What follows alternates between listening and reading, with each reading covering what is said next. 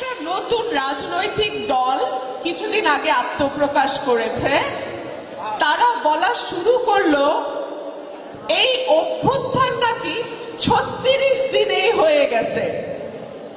শেখ হাসিনা নাকি 36 দিনের অভ্যুত্থানে দেশ থেকে পালিয়ে যেতে বাধ্য হয়েছে।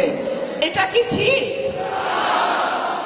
যদি 36 দিনেই শেখ হাসিনা চলে যেতে বাধ্য হতো, তাহলে গত 15 বছর আমাদের যে কয়েক হাজার নেতাকর্মী প্রাণ দিল, আমাদের যে 700-র উপর নেতাকর্মী গুম হয়ে গেল, বিচার বহির্ভূত ভাবে তুলে নিয়ে গিয়ে মেরে ফেললো, আমাদের 50 লক্ষ নেতাকর্মীর নামে 1.5 লক্ষ মামলা দেয়া হলো, সেগুলোর হিসাব কি হবে?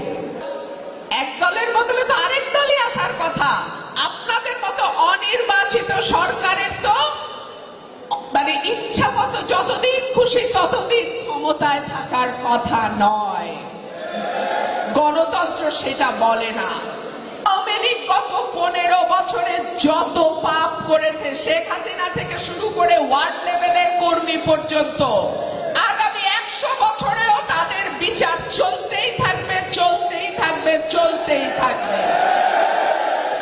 সুতরাং সংস্কার আর বিচার শেষ না করে আপনি নির্বাচন দিবেন না, তাহলে আগামী 100 বছরেও আপনার নিয়ত নাই বাংলাদেশে কোনো নির্বাচন হোক।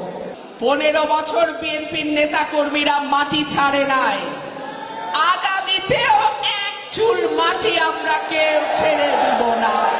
বিএনপি যদি রাষ্ট্র ক্ষমতায় যায়, বিএনপি আবারও একটা নতুন বাংলাদেশ আপনাদেরকে উপহার দিবে। এই ওয়াদা আমরা এখান থেকে আজকে করে যাচ্ছি ইনশাআল্লাহ। এই